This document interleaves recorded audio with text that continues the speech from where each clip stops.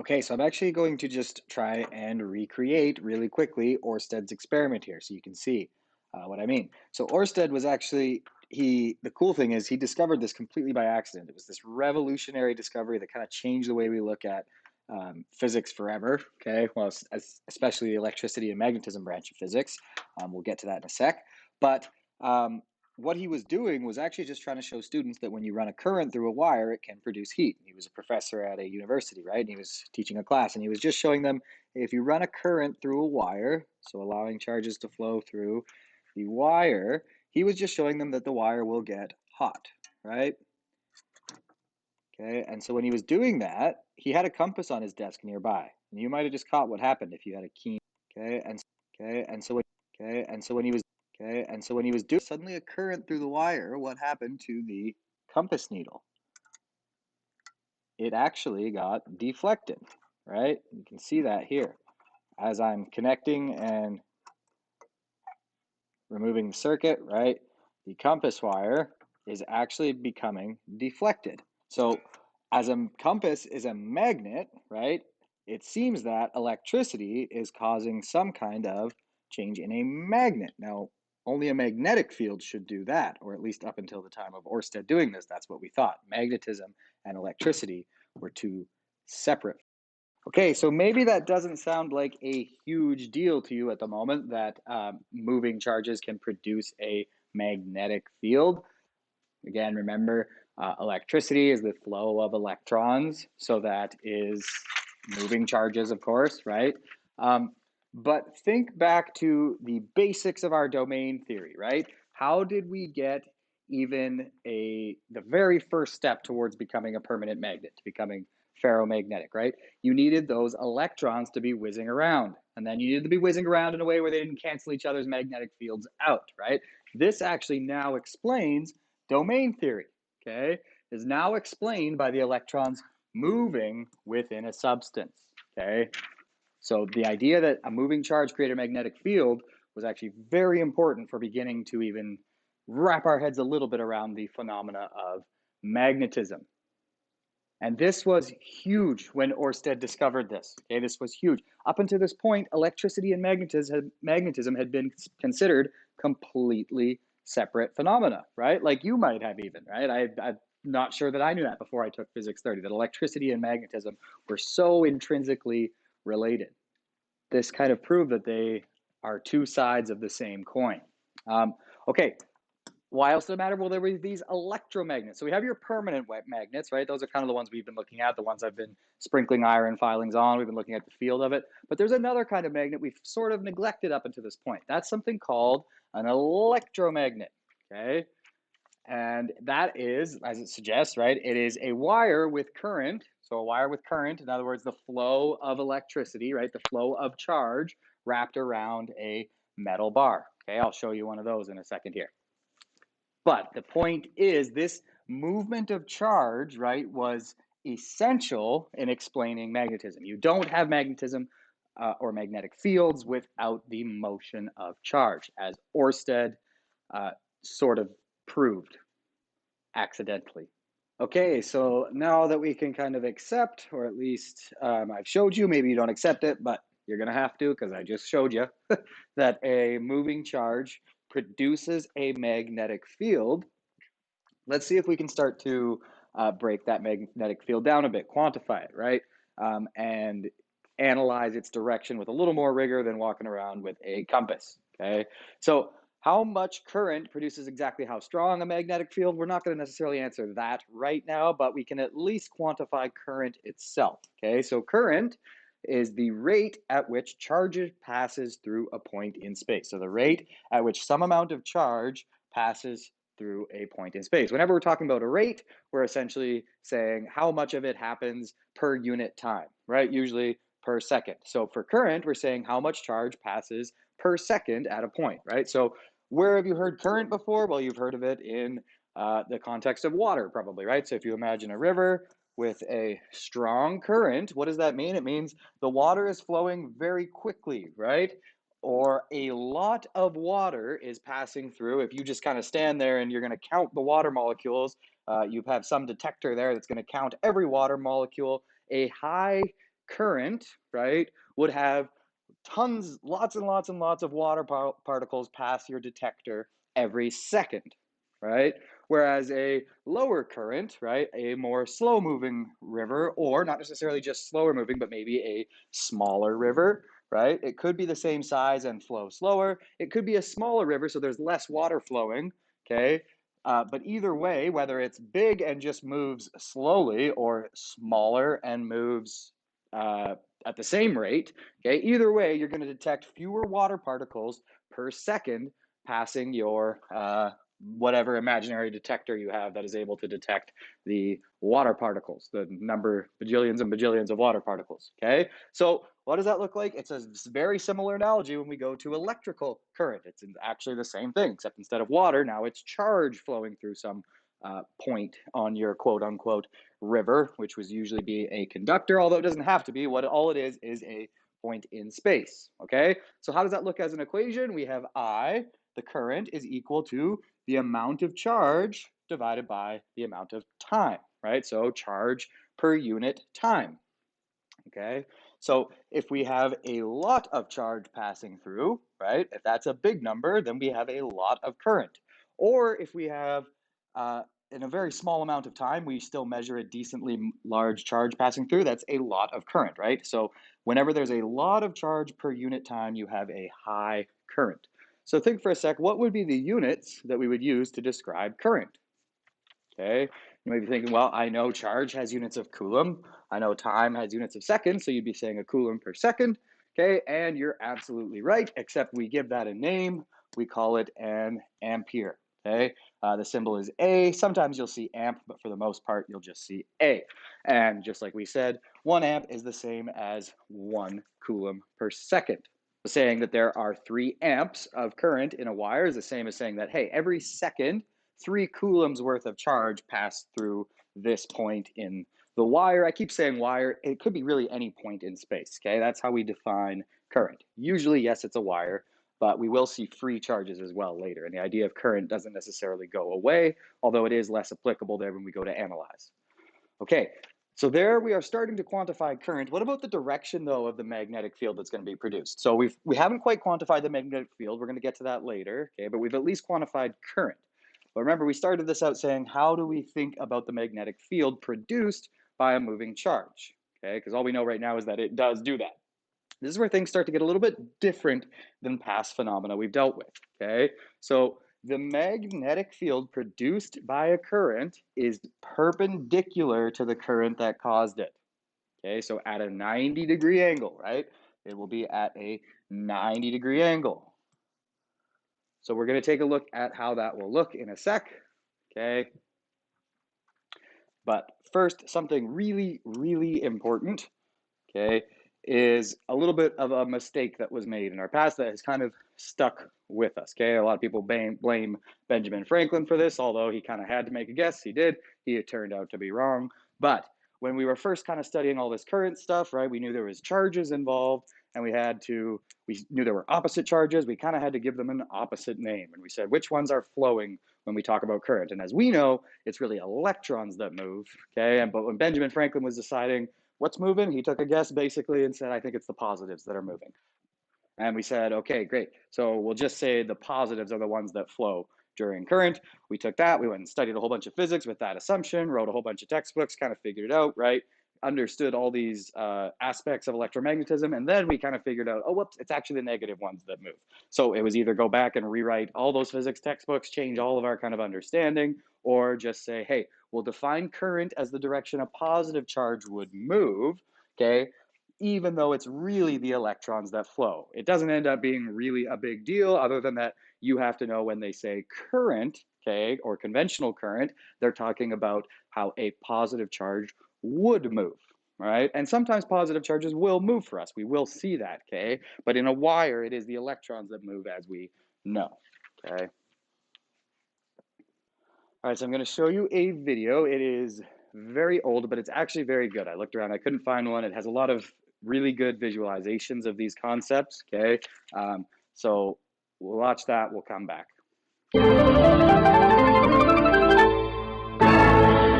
When you're out on the water, it's great to be fishing.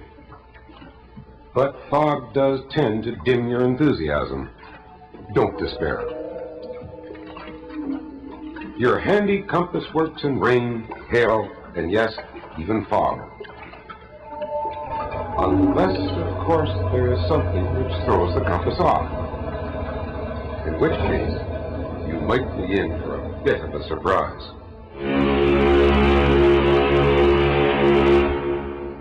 A compass needle is simply a magnet, and an attractive force exists between magnets and iron objects, even at a distance and even through the vacuum of space.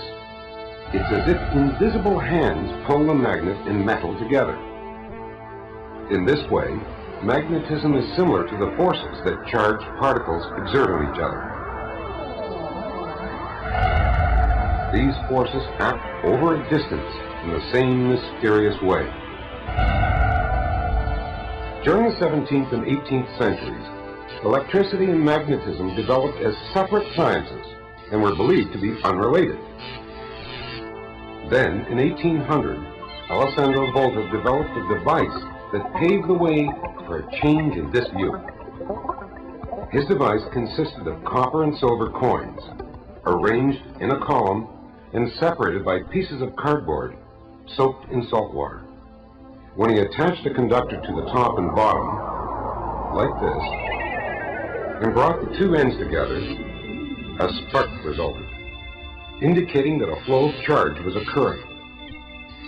Volta's work eventually led to the development of batteries, which could be used as sources of continuous charge flow.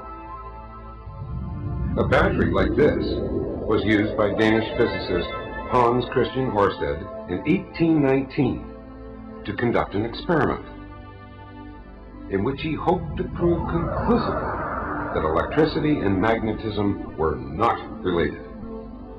At first, the demonstration seemed to work. When the switch was closed, the compass needle, which was perpendicular to the conductor, didn't move at all. However, when Professor Ørsted repeated the experiment, this time with the needle parallel to the conductor, and the switch was closed, the compass needle reacted instantly. So it seemed obvious that electricity and magnetism were somehow related. As a result of Ørsted's experiments, French physicist André Ampère made a detailed study of the magnetic field about a conductor carrying a charge flow. Using iron filings, he demonstrated that there was a magnetic field around the conductor. The pattern formed by the iron filings created a series of concentric circles.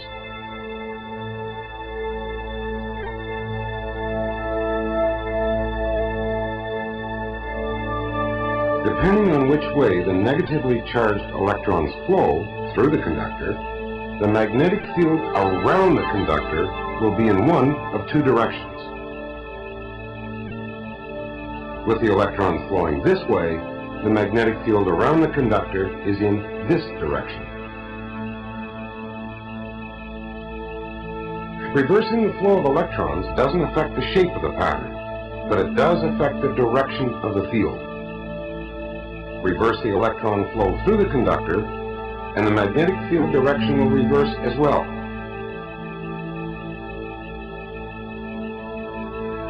Our left hand gives us a convenient method for correctly predicting the relationship between the direction of the magnetic field around the conductor and the direction of electron flow through the conductor.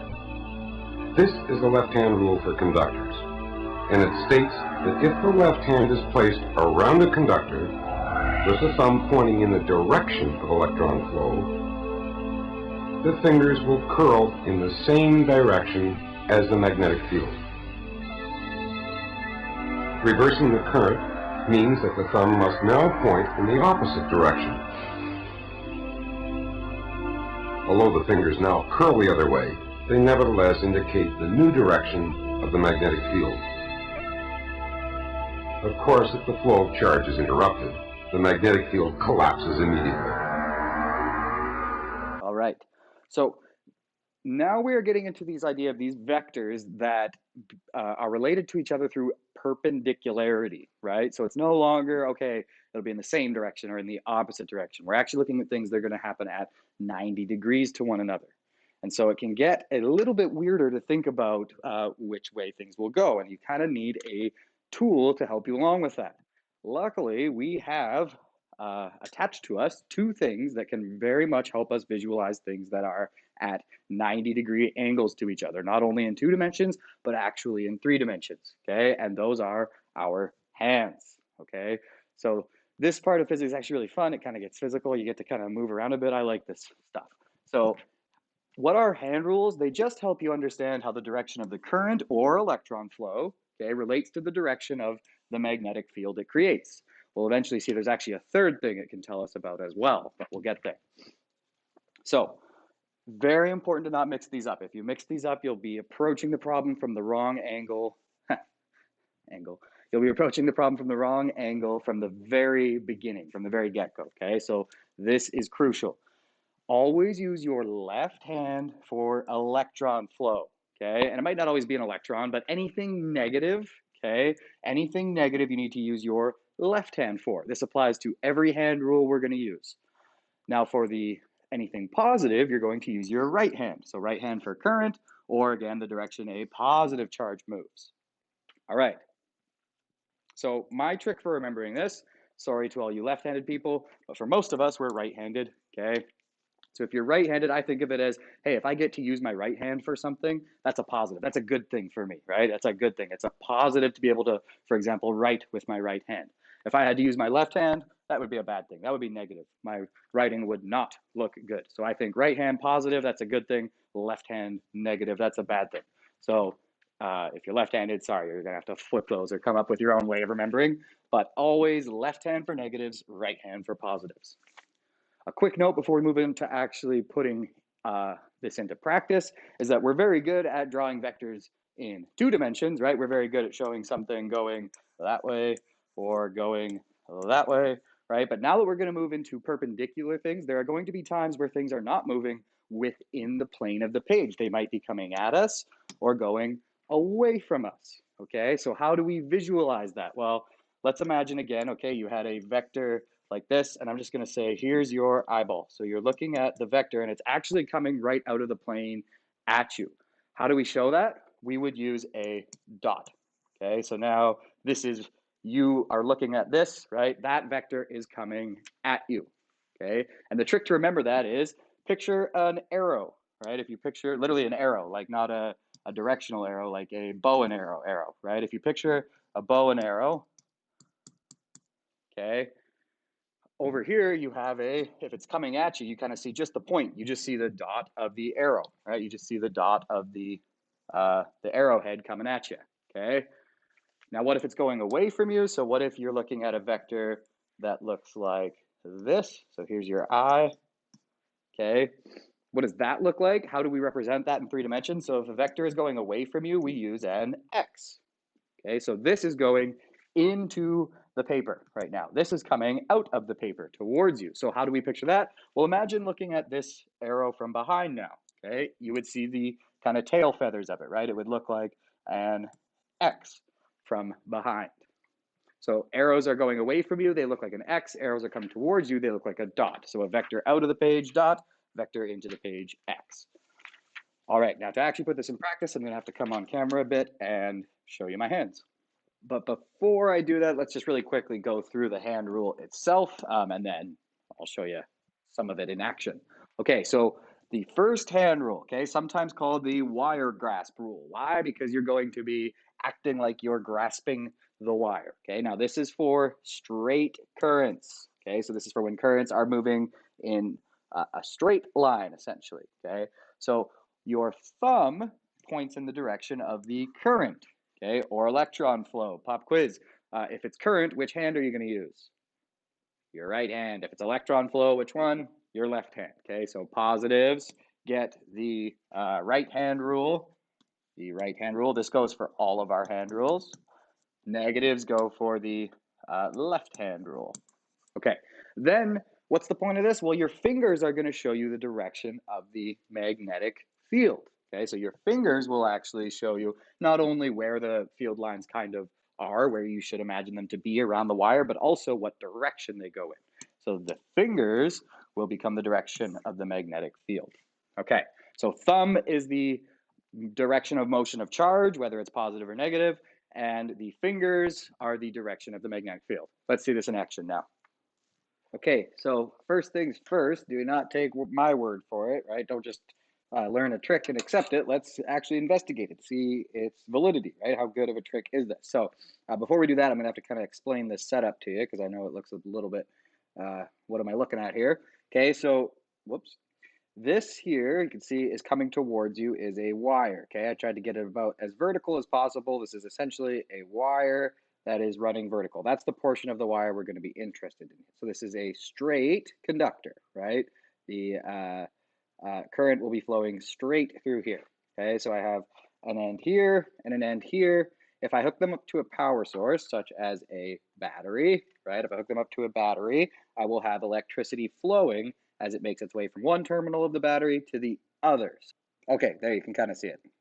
So there's a positive. This terminal is the positive terminal. This terminal is the negative terminal. Okay, so I'm just going to label that here on the whiteboard. So I have here, if we're looking at our battery like that, we have our, the way it's sitting, this would be our positive terminal, and this would be our negative terminal, just so you can kind of keep it straight as I hook up the wires. So what does that mean in terms of a battery? Okay, well, the positive terminal is essentially where electrons would like to go, right? They would like to flow, they would like to get away from the negative terminal and flow towards the positive terminal.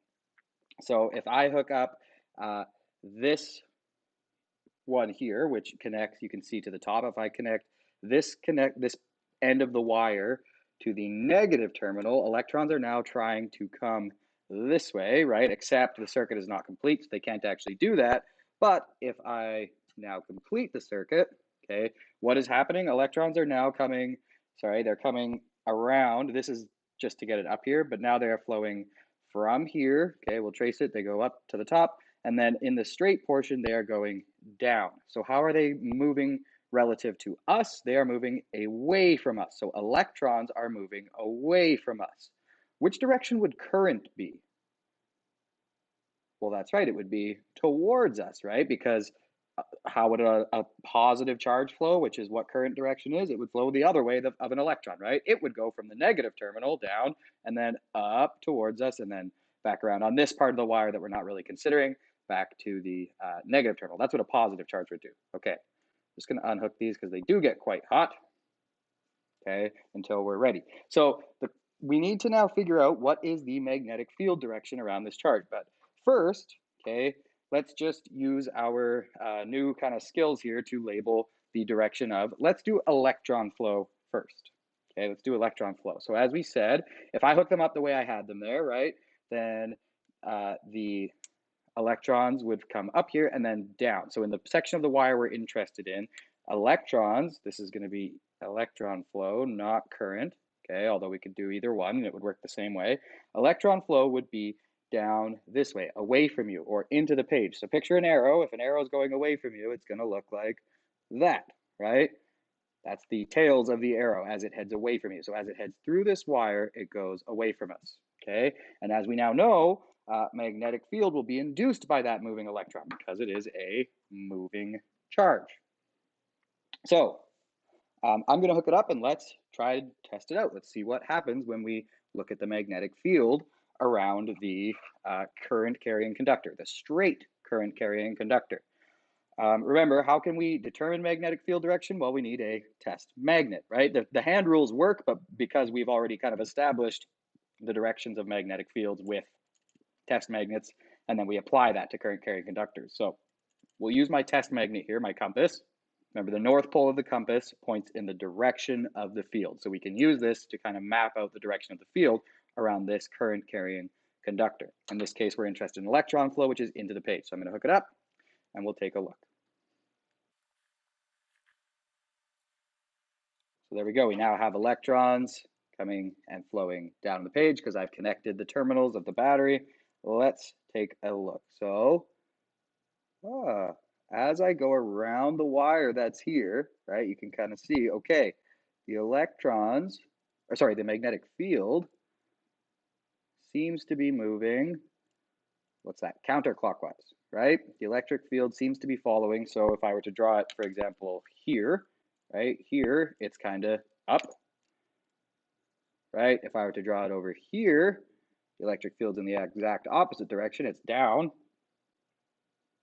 Okay, what if I draw it down here? It's to the right. Okay, and up here, aha, it's to the left. So as I go all the way around, and I'm just gonna unhook these because they are getting hot, I can actually smell them.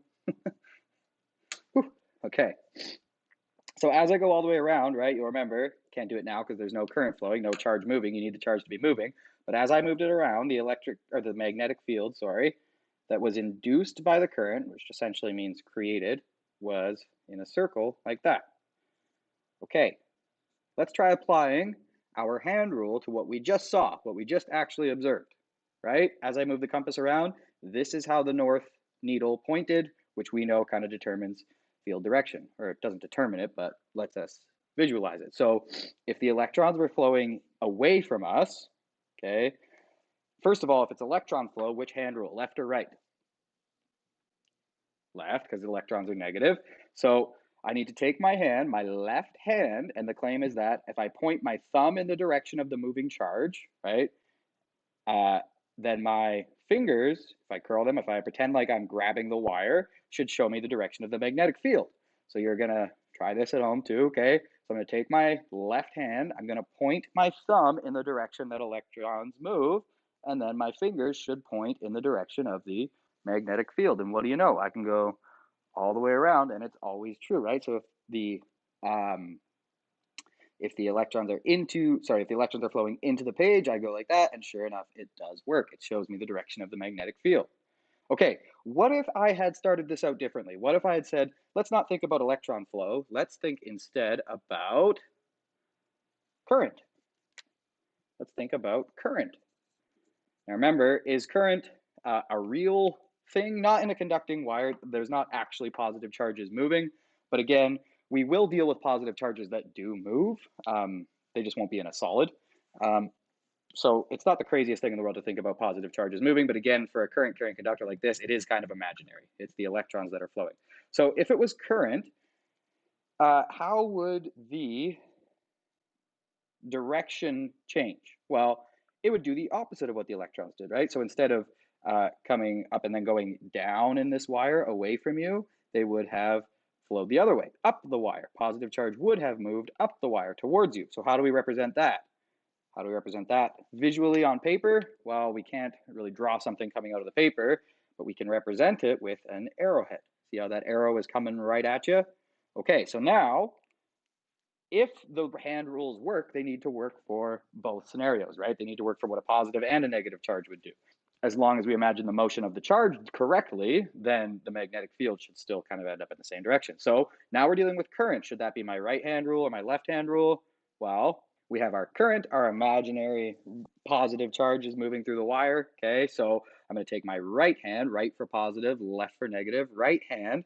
The thumb points in the direction of the charge, and then the fingers are supposed to show me the magnetic field direction. So let's take our right hand. If the current would be coming right at us in our example, so the current would be coming right at us, so I'll point my thumb at you, and then my fingers become the magnetic field direction. Aha, look at that. Works perfectly, no matter where you are there. So if you're kind of panicking, saying, how do I know if I should use the current or electron flow? Doesn't matter as long as you think about it right, right? I would have got the same answer either way, whether I had started by thinking about current or started by thinking about electron flow. Left hand with electron flow, right hand with current. Either way, you get the same magnetic field direction. Cool. Okay, and just in case any of you are haters and say it's fake, looking at you, Jex, just kidding. I'm going to run it one more time, and then I'm going to use the iron filings to see if we can actually look at the magnetic field lines. Okay, so again, I gotta hook it up to the battery. I'm gonna do it off screen, but just take my word for it. Okay, I'm hooking it up the same orientation so that the electrons are gonna flow up here to behind the camera where you can't see, and then continue down through the wire to complete the circuit. So electron flow is going this way, okay? The Iron filings aren't going to tell us direction, but they will allow us to kind of see the field lines. Okay.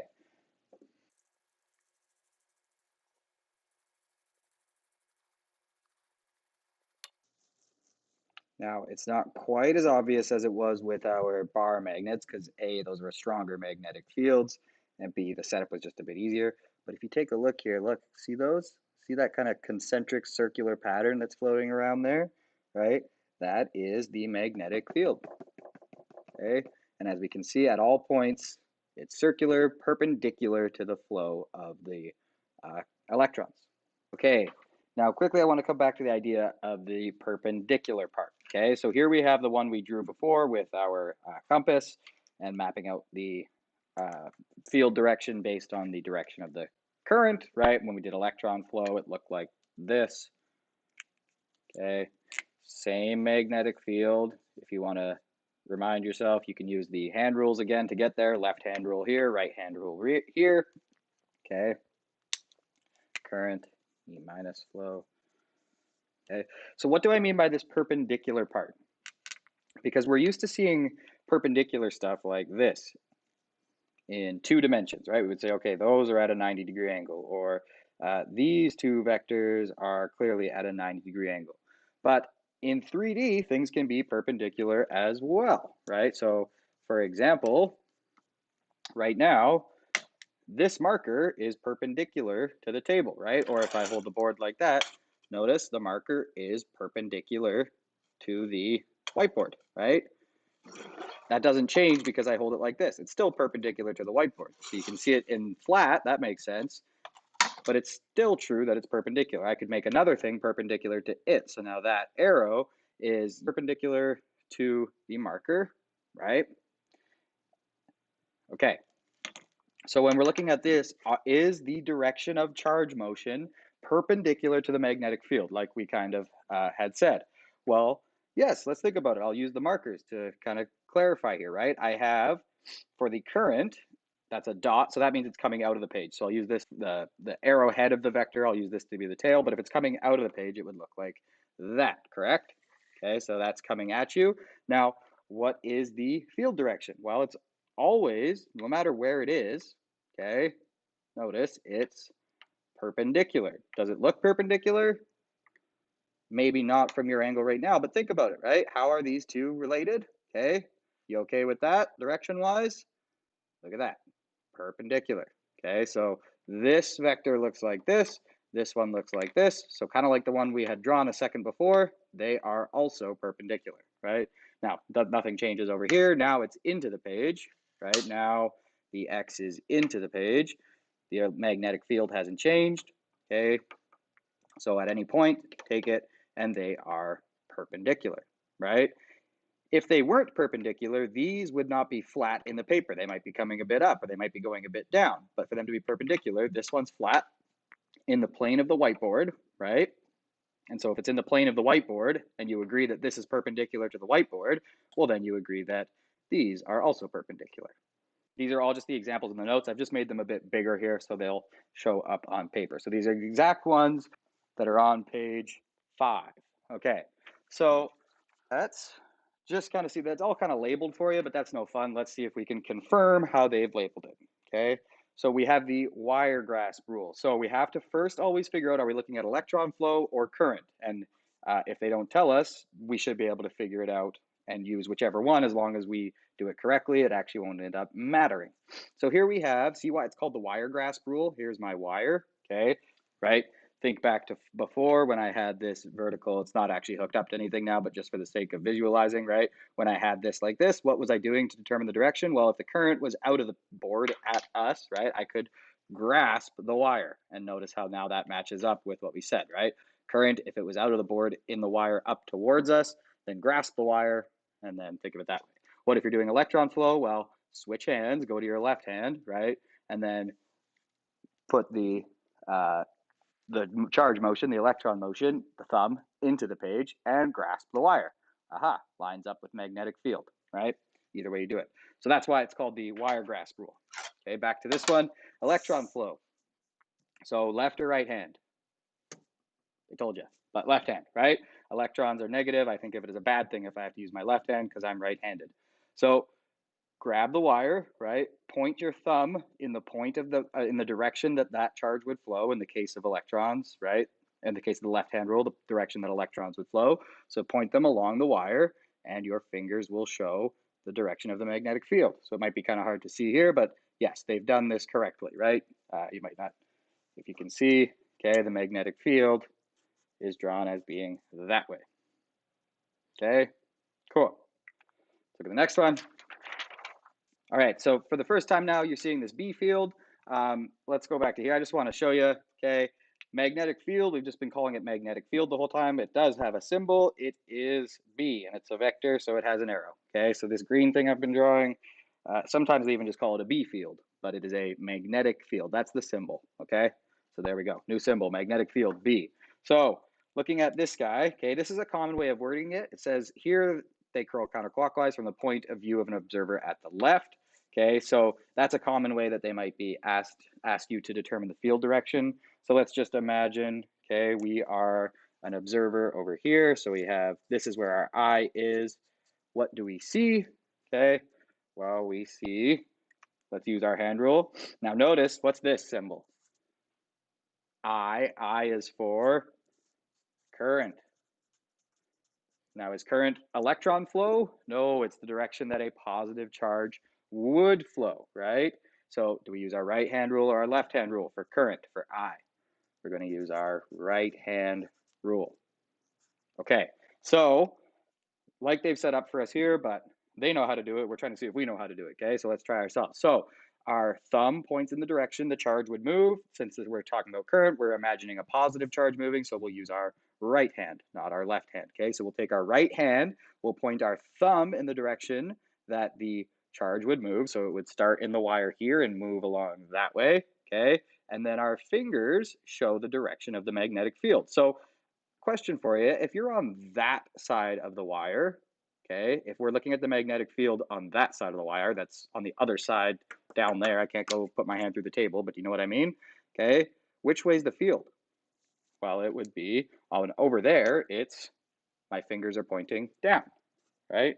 So it's down over there, okay, down over there, kind of behind the wire. But just like they've labeled for us here, it's hard to kind of think it, but there we go, right? If I flip back, well, now on this side, oh, that hurts the arm. If I go this way, right, I've got the field going up. See, up, just like they've labeled. Okay, so if you're over here, what do you see? Well, you kind of got to think about it, right? Kind of imagine tilting this whole thing that way so that you're actually looking at it. But if you're over here, then kind of on the right side, right, on the right side, closer to us right now, for an observer over there, that would be their right side. And then on the observer, their left side would be down like that. So what does that look like? Aha, right? Up here, it would look like that. Down there, it would look like that. So which way is it going? Whoops. Which way is it going? That is the opposite way a clock moves, so counterclockwise. Okay? Okay, another one. This is actually very similar to our setup that we just had, right? I took a compass and moved it around a vertical current carrying conductor. So let's see. First things first, what's that? I. Okay, that is current. So this is right hand rule, right? Current is where direction a positive charge would move. And they've showed us here, okay, they were nice enough to actually show us which way the current moves. They also could have just said positive terminal and negative terminal of the battery, okay? That would have been fair. And I just want to show you something that they also could have said. They could have not actually drawn out the battery. This is something you need to get used to seeing. They could have, instead of just drawing out the battery, they could have gone like this. Okay, this is kind of the symbol for a battery. The smaller terminal is always negative. The larger terminal is always positive. So just so you know that, okay, just in case you encounter it. So we have our negative terminal here. Okay, well, they've already told us current goes this way, but let's think about it in terms of the battery. Remember, electrons, what do they want to do if they're here? They want to get away and go to the positive, right? So electron flow would be this way. Our current is what a positive charge would do. So what would a positive charge do? If it was here, it would want to get away and go over there, right? Okay. So, as we've established, yes, I agree, current will flow this way. So we'll use our right hand rule here, okay? And imagine if I'm moving up in the wire, that along that wire, what is the magnetic field? Aha, well, if I'm here, yeah, I agree. It's going to be kind of this way, right? And as my right hand rule says, as I get to here, the closest part to us, yep, look at my fingers, they're pointing that way, right? So good enough. That makes sense. Okay, keep wrapping around. Ooh, twist. And then sure enough, that way. And then what about in the back? Yeah, they're pointing that way. That makes sense. Now, I can hear you saying, okay, but geez, what if I don't notice that? What if I accidentally use the left hand rule? Don't worry, as long as you think about it correctly, left hand rule should give me the same result. So let's take our left hand and say, what would a negative charge do? Where would an electron actually flow? So, like we said, it would start here, choop, choop, choop. Or we could just take the fact that since it's a negative charge, it would do the opposite of what the current would do. Okay, so it would do this, right? Do we get the same result for our magnetic field? Well, looking at that guy, yep, right? Use a different color so you can see when I switch to left hand just to see. Okay, so left hand will go that way. And sure enough, if I'm there, it's going to go that way. What about if I'm in the back? It's going to the left. What if I'm over here? Yep, it's kind of, can't get my hand at the right angle, but yep, it's coming out, kind of towards and downish, right? And then here, it's going over towards the right of the page. So you get the same B field, the same magnetic field, no matter which hand rule you use, as long as you think about the direction that that charge would move correctly. Okay, similar idea here, just shown a bit of a different way, so you can see the B field, right? It looks like that.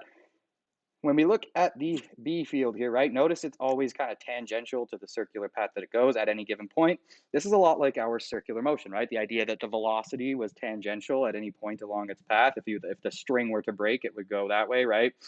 So at any point, the B field, the magnetic field, is just kind of tangential to the circular path, just like we saw before. Oops, I shouldn't have made those red because I did that. Well, they did that with the right hand rule. So last one here in your notes. This is going to make it a little more 3D. We can kind of deal with it here. So we have, okay, B again, what's that mean? That's the magnetic field. Okay, B arrows penetrate board here. Don't worry about it saying board. That's nothing technical. It's just that normally you'd be looking at this on my smartboard, right? So they're going, these are X's. So again, picture an arrow, right? If an arrow is showing X's, it's moving away from you or towards you. It's moving away from you, right? So those are going down. Those B field lines are going down, okay, into the plane of the page. What about these guys? They're dots. Well, those are coming at you, right? So what does this magnetic field actually look like? Well, it's coming out of the page here, right? Coming out of the page, and then they are looping back and going through. So coming at you, going away from you, okay? Notice that if current is moving this way, right? If current is moving this way and the magnetic field is, for example, here into the page, okay, are those perpendicular? Well, you tell me, right? You betcha. Okay, same thing over here. If it's coming out of the page, right, are they perpendicular? You betcha. Okay, so let's use our hand rule to wrap our minds around this one. They've decided to go with current, so that will be our right hand rule. Okay, what does it tell us? So if I go this way, my finger's over here into the page, right? And then as I wrap back around, now my fingers are coming out of the page, right at you. Okay, so that makes sense. What if we what if we picture electron flow? Electron flow would be that way, and we use our our left hand rule. An L, L, L. Okay, left hand rule. Do we still get the same B field? Yep, into the page up here. What about down here? Out of the page at you. X's, dots. X's, dots. As long as you think about the charges correctly, you get the same magnetic field. Okay, what about this guy? Now we have our current going this way, so we'll use our right hand rule. And really the same thing, right? We're just doing it on an angle now, but nothing's actually changed. If we take our left hand rule and go the other way, same thing. We get out of the plane, coming at us, into the plane, going away from us. Tail feathers, arrowheads. Okay. Ooh, I like this one. Current is out of the board. Hey, we've seen something kind of like this, right? In fact, our current was actually out of the board when we did it on the real version, right? So if current is out of the board, current, which hand rule? Right hand rule, because current is what a positive charge would do, right? So current is out of the board. Now take your thumb, make it come out of the paper. Okay, and which way is the magnetic field? Just like they've drawn it there. From our point of view, it is counterclockwise, right? That's the opposite of the direction a clock would go. So, whoops, I'm not very good with my color coding. This should be blue if I wanted to be consistent. Okay, so like that, right? At any point on there, what does the B field look like at any one given point? Well, if I were to just say, what's the B field like here? It would look like that, right? What's the B field like here? It would look like that, okay? So overall, it is circular. Just like when we had a circular motion, like a ball on a string, and we swung it around, right? At any point on its path, its velocity was tangential to its circular path. So that if you cut the string, it just keeps flying off, right? If I take it like that, cut the string, it flies off circular. Sort of similar here, although of course it's a little different because we're talking about a magnetic field. A velocity is not a field, but same idea in terms of direction and visualizing it. The direction of the magnetic field will be tangential to that kind of circular path at any point along here. Okay, now here's an example where we've actually got to use our hand rule and figure it out on our own. We're not just confirming someone else's use of the hand rule. So this would definitely be one where I would usually say get up to the whiteboards, try it out, okay? So try it out. I would say pause the video, try it out. Think about the way you draw a vector in 3 dimensions, but then you can come back and sort of, if you're stuck or if you just want to check your work, come back and skip ahead or press play or whatever you want to do. Okay, so I'll set it up on the notes here, and then I'll go to a video of myself actually doing the hand rule so that you can see that, because it's not very helpful if you can't see me doing the hand rule, because that's all this question's really applying is the hand rules, right? So sketch the direction of a compass on the left side of a wire with an electron flow into the page. Okay, so first let's draw our wire, and then we can start to think about the magnetic field around it. So if we have a wire, if the electron flow is into the page, what does a wire look like? Well, it just kind of looks like a tube, right?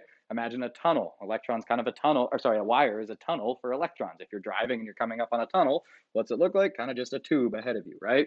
Or I guess a circle, right? So if the electrons are going into the page, what are they doing? Well, electron flow into the page, right? Arrowhead away from us. So that is the direction of the electron flow. It's asking us what direction would a compass point if it was on the left side. So what is that kind of code talk for? Direction of compass? It's kind of just code talk for the direction of the magnetic field, B, right?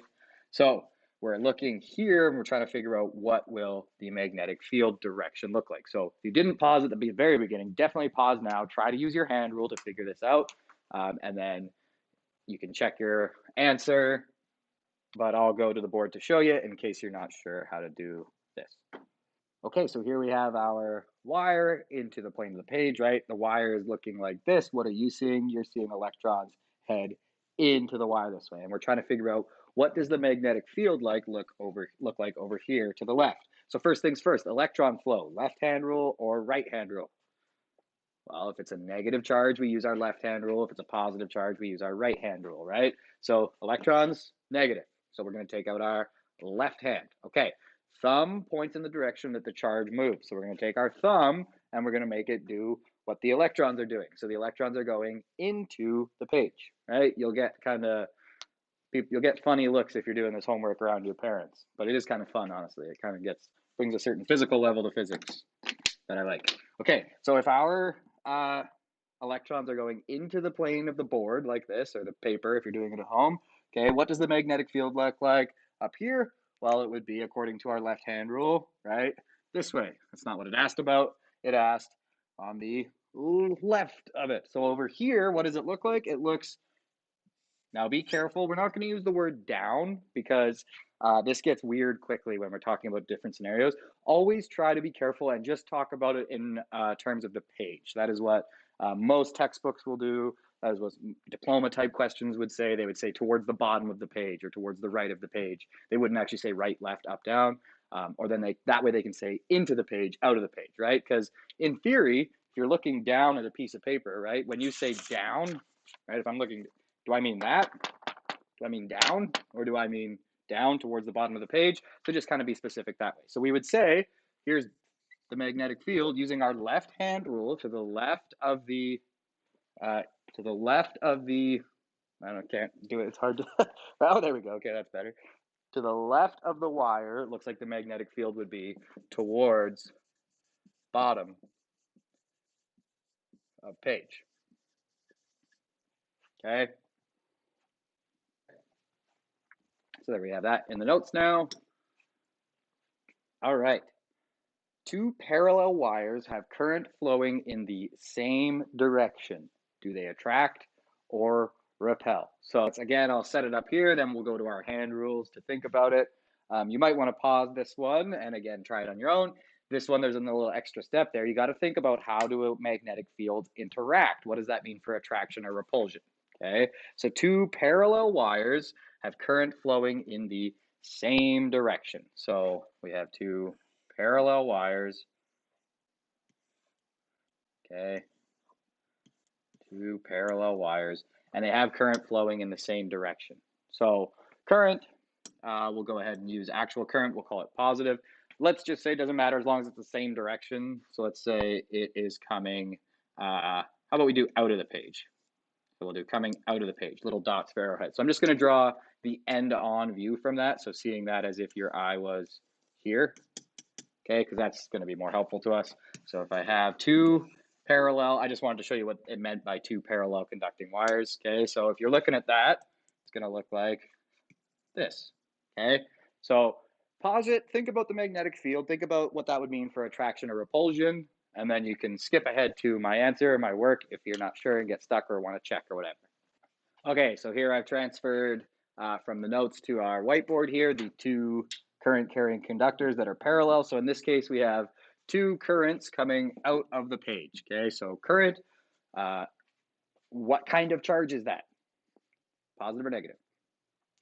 Positive. Is it actually positive charge flowing through the wire? No, but again, we took a gamble, we were wrong, that's okay, doesn't change anything, and we have to deal with moving positive charges anyway, so it's really no biggie, okay? Just remember that current is what a positive charge would do in a wire. Okay, so positive, so which hand rule? Our right hand rule, right? Okay, now these are dots, what does that mean?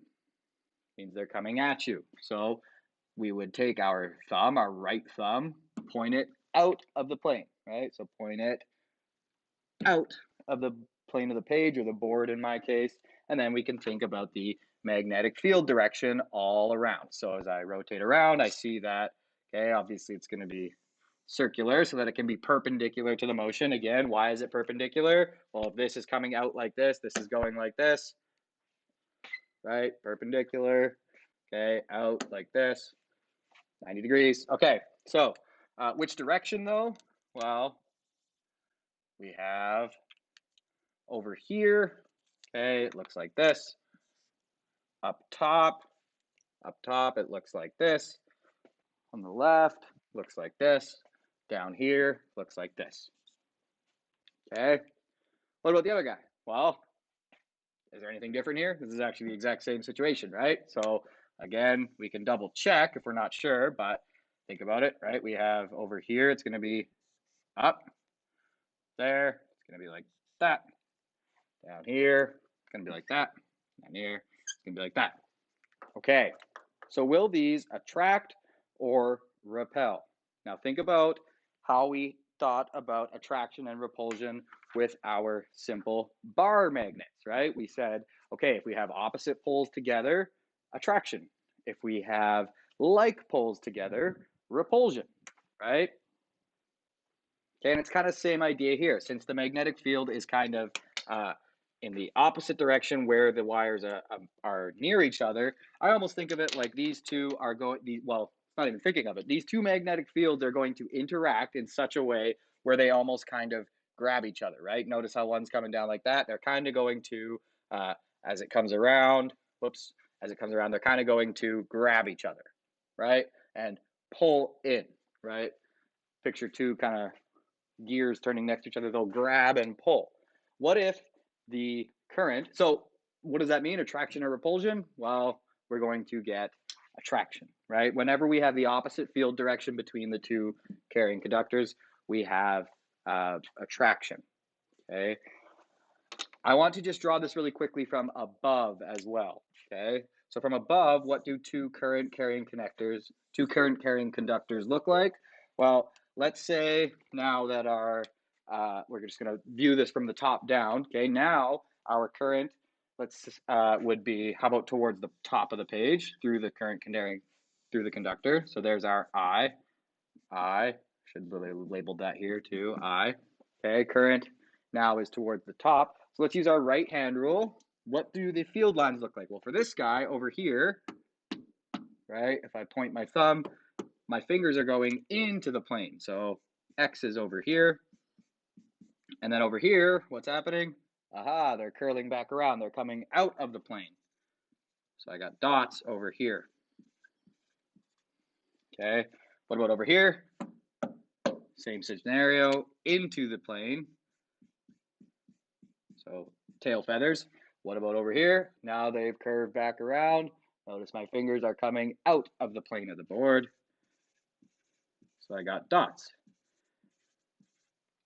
I think I said we were looking at it from above, but you'll notice if you kind of try and match them up, we're actually looking at it from below, right? Because this one is going away from us. So we've looked at it like this, which makes sense when you think about it.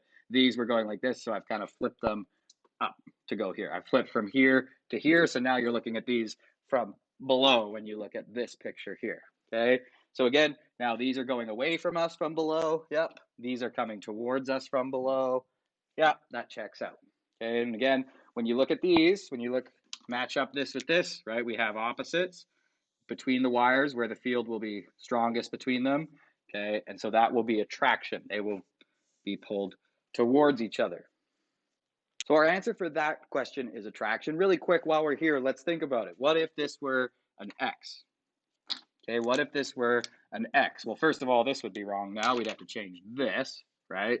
We'd have to change this to now say, well, if I use my right hand rule, okay, current is going into the page. So, of course, that just makes the magnetic field, instead of being counterclockwise from our perspective like it was before, it'll be clockwise from our perspective. So notice now we end up where between the wires where they're close to each other, we end up with a same direction magnetic field, right? And so if we kind of think about the attraction and repulsion, as we know from magnetic field interactions, okay, that will repel. Okay, those two wires will repel each other. Okay, if I were to draw it down here, now this one would look like this, which would mean the magnetic field would now look like this. Okay, so now I would have dots on this side, right, coming at you. And then on this side, they'd wrap back around, and now I would have X's. Okay, so no longer is that going to be attraction, right? No longer are they going to pull towards each other. Now you're going to have repulsion. They're going to push each other away. So that actually looks like attraction. I should have drawn the arrows the other way. Either way, now we would have repulsion because we have field lines in the same direction between the two conductors. Okay, picture this kind of like two sort of things spinning, right? They're kind of going to no, right? Instead of catch each other like before. Now they're going to kind of push each other away. That's going to be the interaction of the magnetic fields. Okay, so the interaction of two magnetic fields, two or more magnetic fields, can actually provide a force, right? We will get there with a little more detail, but that shouldn't come as a surprise. We've seen these magnets moving stuff. How do you move something? It's still a force, right? Okay, but more on that later. For now, just accept that these two magnetic fields interacting will cause a force in this case because they're kind of bouncing off each other, right? This one that I've drawn would be repulsion. The one we originally did, the answer to the question, would be attraction because they kind of, since they're in opposite directions, they kind of, I think of it as they go around, they grab each other, right? As they're rotating, they kind of grab and pull onto each other. Okay, so there we go. Okay, in this case, they would attract. Just kind of a quick summary. Again, not really a fan of memorizing stuff, but it kind of helps to just have a quick boiling down of what it is. So when you have two parallel wires, okay, so in two parallel conducting wires, if you have two parallel wires, if the current or the electron flow is in the same direction, Okay, so if the two currents in each conducting wire in a parallel conductors is in the same direction, so same charge direction as we just saw, they will attract, okay, because the magnetic field between them will be in opposite direction, right? So same charge direction, attract, because if you use your hand rule, the B field, the magnetic field, is opposite between the wires. Okay, so if they have the same charge direction, you attract because the magnetic field is opposite between the wires. Now, what if we have the opposite charge direction, as we saw on the whiteboard, opposite charge direction? Well, then they're going to repel. Okay, because why? Because the magnetic field will be in the same direction between the wires. Okay, so last thing for this topic, just a brief kind of preview of where we're going to go with this, is the connection of this first hand rule to the... Okay, so that wraps up our kind of topic 2 lesson. You can do a little bit more of 12.1, not a whole bunch. You can now do on page 592, so 6A8 on page 592, and that's actually it for this part.